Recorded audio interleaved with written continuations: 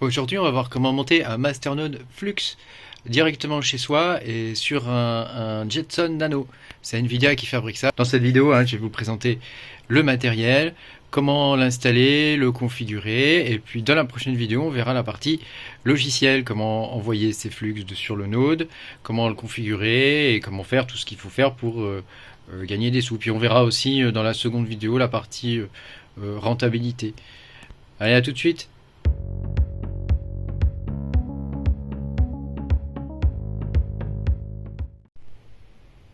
Bonjour à tous et bienvenue sur Mechatronic.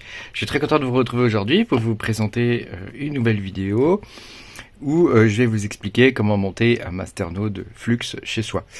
Mettez-moi un petit pouce en l'air là parce que ça m'aide au niveau du référencement, et puis abonnez-vous si vous n'êtes pas abonné. Voilà. Donc on a plusieurs choix quand on monte un masternode Flux. Il faut pouvoir l'héberger quelque part. Donc, moi je vais l'héberger à la maison. Vous pouvez aussi choisir la solution d'un VPS. C'est pas mal aussi, mais ça coûte relativement cher. Je crois que ça coûte parce qu'au niveau des spécifications, on verra ça plus tard dans la seconde vidéo. Mais au niveau des spécifications, il faut quand même un matériel pas négligeable au niveau du VPS. Donc moi j'ai choisi de l'héberger chez moi, et comme j'adore la robotique et que j'en fais pas mal, voilà, j'ai à disposition des Jetson Nano Developer Kit. Donc c'est ce que je vais utiliser pour héberger mon node Flux. Sachant que vous pouvez le faire, il me semble, sur un Raspberry Pi. Enfin, ils sont très difficiles à trouver en ce moment. Alors que les Jetson Nano, on en trouve pour environ une centaine d'euros, quoi. Donc en 10 mois, c'est rentabilisé, puisqu'un VPS, faut compter à peu près 20 euros par mois, quoi. Donc ça se présente comme ça, c'est une petite boîte. On l'ouvre comme ça, voilà. C'est bien fait leur truc. On l'ouvre comme ça. Le Jetson est dedans, donc évidemment moi j'en ai plusieurs, puis celui-là je l'ai déjà utilisé pour d'autres projets de robotique. Voilà, donc la bête, elle est comme ça, donc c'est un peu plus gros qu'un Raspberry Pi. Et puis c'est en deux parties, il y a deux PCB. Il y a un premier PCB qui est ici, qui est le PCB du bas, qui permet d'avoir toute la connectique. Et puis il y a le module Jetson qui est ici, donc qui lui contient le CPU, le GPU, et ici le port de la micro SD. Voilà. Alors pour vous montrer un petit peu comment ça fonctionne au niveau de cette carte, vous avez ici vous avez une prise pour l'alimenter en 2 ampères via je crois que c'est du micro USB. Ici vous avez une prise Ethernet, donc qui va vous permettre de le relier au réseau. Ici vous avez 4 prises USB 3.1. Là vous avez une prise HDMI. Ici vous avez une prise, je sais plus comment ça s'appelle ces prises là, enfin c'est une prise vidéo aussi. Voilà, et puis ici vous avez une prise DC classique 4 ampères. Donc alors il y a quelques trucs qu'il faut savoir encore, c'est que là vous avez les prises pour les caméras, donc ça va pas nous servir. Ici vous avez les ports GPIO. On va s'en servir lors du montage que je vais vous faire voir aujourd'hui. Et puis vous avez ici le port de la micro SD, puisqu'on va installer l'OS sur une micro SD. Et puis ici là vous avez toutes sortes d'autres pins qui vous permettent de brancher un boîtier par exemple. Voilà. Donc bon, c'est relativement simple. Voilà. Nous, il va falloir qu'on l'alimente sur une prise de 4 ampères. Je vais essayer de faire bien la mise au point, parce que sinon ça va pas être très joli. Ici, nous on va l'alimenter ici avec la prise 4 ampères. Ne l'alimentez pas ici, puisque ici la puissance sera pas suffisante pour faire tourner le masternode. Vous serez rejeté lors du test.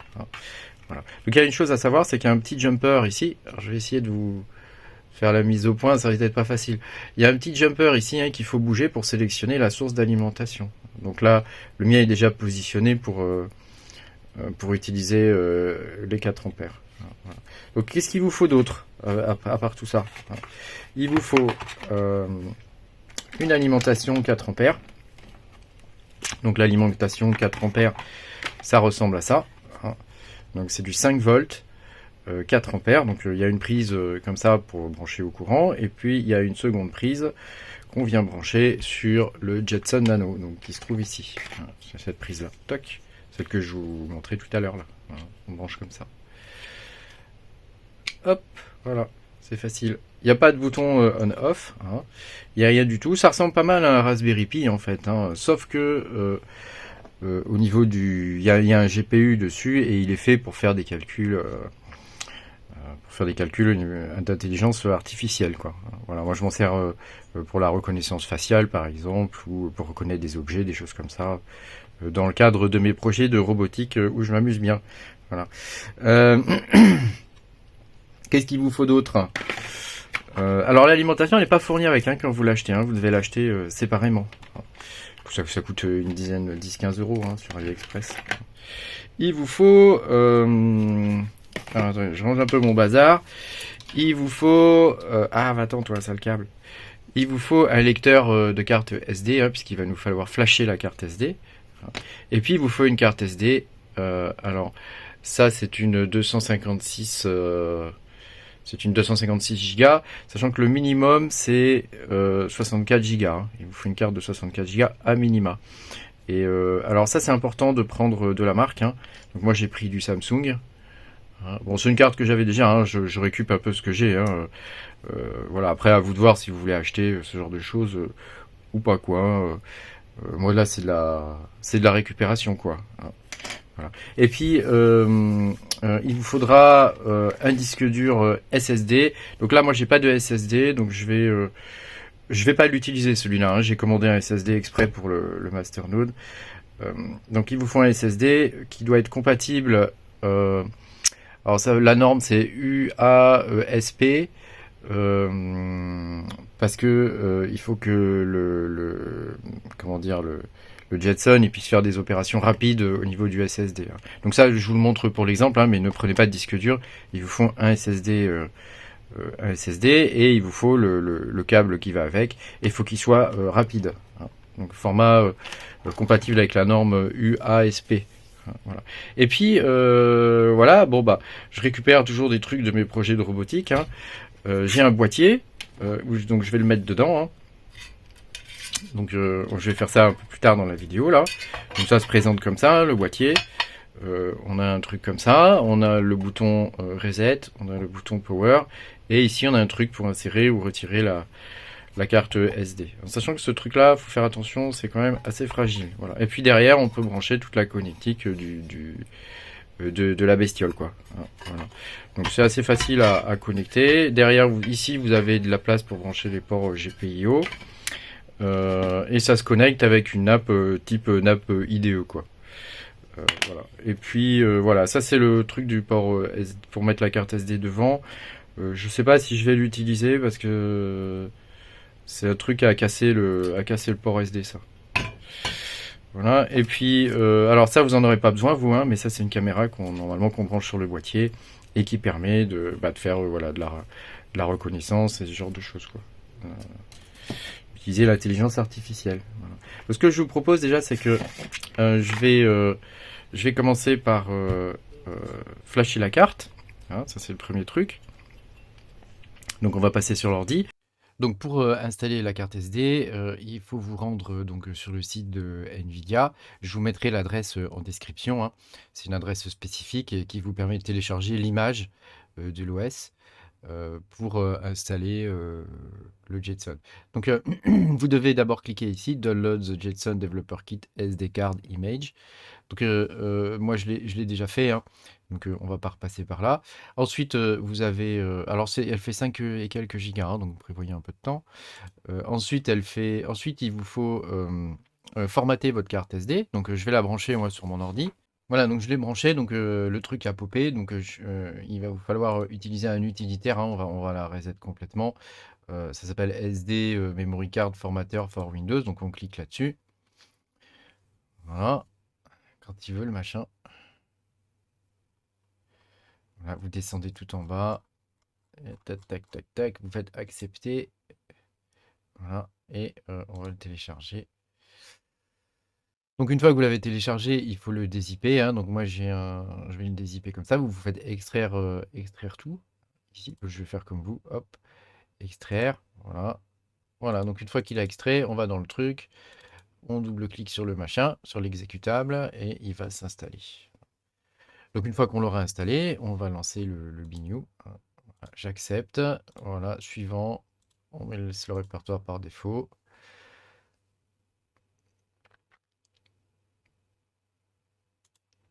On clique sur oui. Et à la fin, il propose de lancer le programme. Donc, parfait.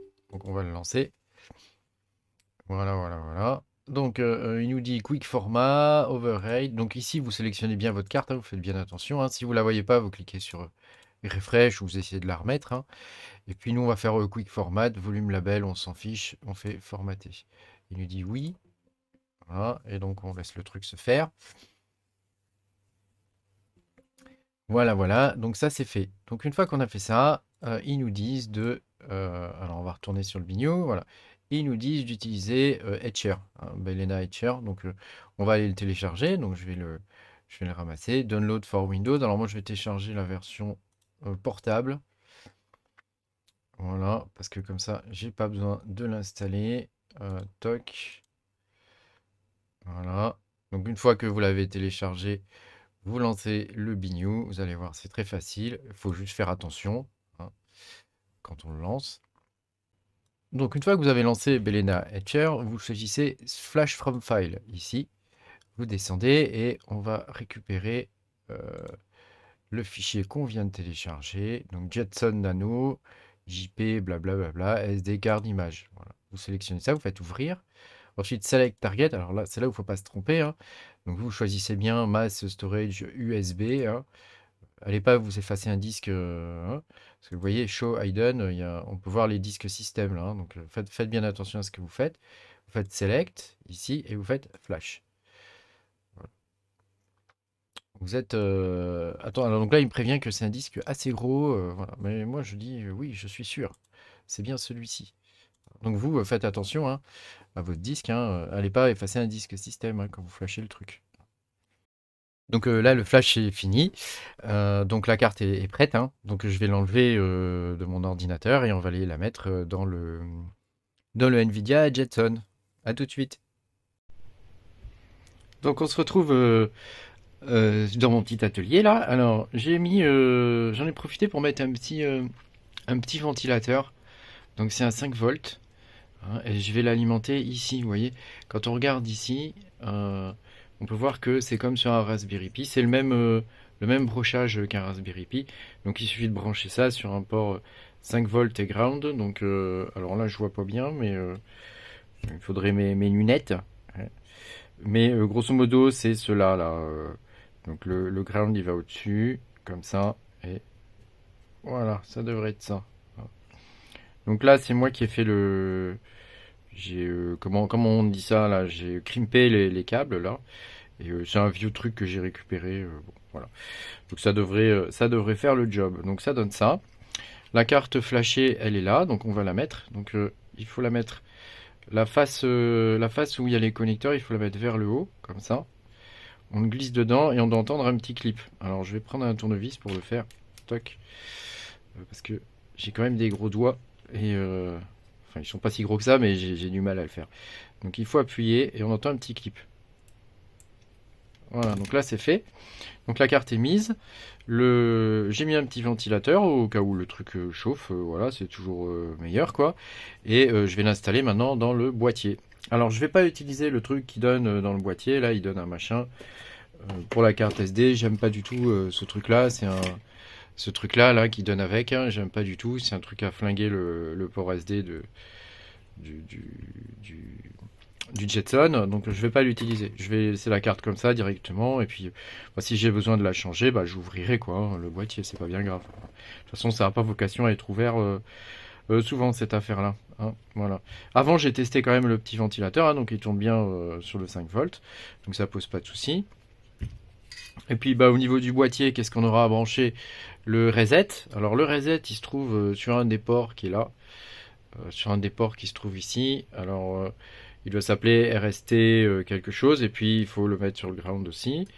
Et puis on a deux autres trucs ici. Il y en a un qui doit se brancher par là. Et puis il y en a un autre, c'est la LED. Alors la LED, je sais pas lequel est lequel. Donc là, je vais me renseigner avant de les brancher ceux-là. Voilà. Bah, je fais les branchements, puis on se retrouve après. Bon, donc j'ai quand même regardé la doc du boîtier. Et donc en fait ces deux-là, peu importe l'ordre, on les branche comme on veut. Donc, grosso modo, on met d'abord le bouton on-off, ensuite on met le bouton reset. Alors il faut le mettre inversé par rapport à ce qui est marqué sur le PCB du truc. Ensuite on doit mettre un jumper ici. Et puis on doit mettre ici le dernier bouton, le dernier câble du bouton on-off, hein, dans l'ordre plus moins. Ici c'est moins plus, jumper, plus moins. Voilà. Donc maintenant je vais le brancher le tout là sur le boîtier. Je vais pas brancher l'extension là avec le espèce de nappe IDE là parce que de toute façon ça va pas me servir. Et j'ai besoin de brancher ici sur le plus 5 volts, donc je vois pas trop l'intérêt d'aller le chercher là derrière, ça va ressortir, ça va pas être très joli. Donc je vais juste le mettre comme ça. Voilà, mettre les 4 vis là, ici.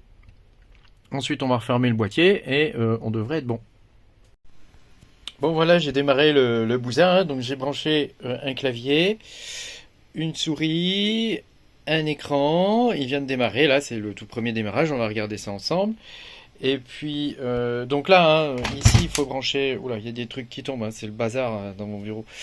Alors ici il faut brancher, donc ici, là, le câble d'ali, il faut bien faire attention au jumper, hein, qu'il soit bien mis, hein, j'avais pas fait gaffe mais il était mal mis. Donc voilà.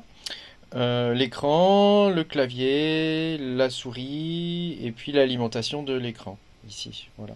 Et donc on a les boutons en façade qui s'allument bien. Alors j'ai pas encore fermé le boîtier là. J'ai pas encore fermé le boîtier, mais je le ferai, voilà.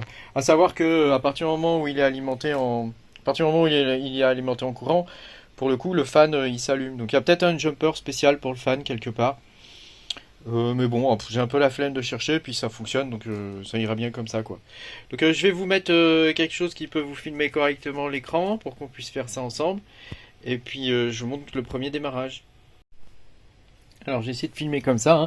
J'espère que ça va aller, que vous allez quand même pouvoir voir l'écran. C'est pas un écran d'une super qualité, hein, donc on va essayer de faire au mieux. Donc là, il vous demande si vous êtes d'accord, hein, système configuration, vous faites j'accepte, voilà, et vous faites continuer. Ensuite, il vous demande la langue, gardez anglais. Vous gardez anglais et vous faites continuer. Parce que je crois que le Noteflux, il peut avoir des problèmes avec certaines langues. Ce que j'ai pu comprendre. Voilà, ici le clavier, donc nous on va mettre français, hein. Hop, clavier French. Voilà, French de base, hein. Continuer. Voilà. Toc toc toc. Ici on va se mettre à Paris, hein. Voilà. Hop, on fait continuer. Madrid. Il n'y a pas Paris, Paris. Mets-moi Paris. Paris. Paris, voilà, Paris, c'est bon. C'est pas facile de cliquer sur les petits bignous. Hein. Alors, votre nom. Donc, nous, on va l'appeler Master 01. Ici, Computer's Name.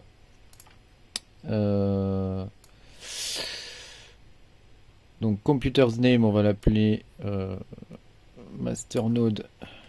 Comme c'est mon premier Masternode, je vais l'appeler 001. Voilà, ça me plaît bien. Ici, pick a username. Donc là, le paumez pas. Hein. Ne paumez pas les informations que vous allez mettre là. Hein. Toc. Ici, donc on va l'appeler masternode. Normalement, je vais l'appeler mon username. Je vais mettre Nicolas. Voilà. Et je vais mettre mon mot de passe.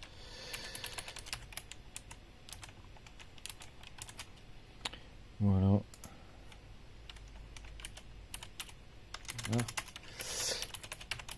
Voilà, on le fait ensemble avec vous. Hein. Et raté, il fonctionne pas, donc on va retaper là.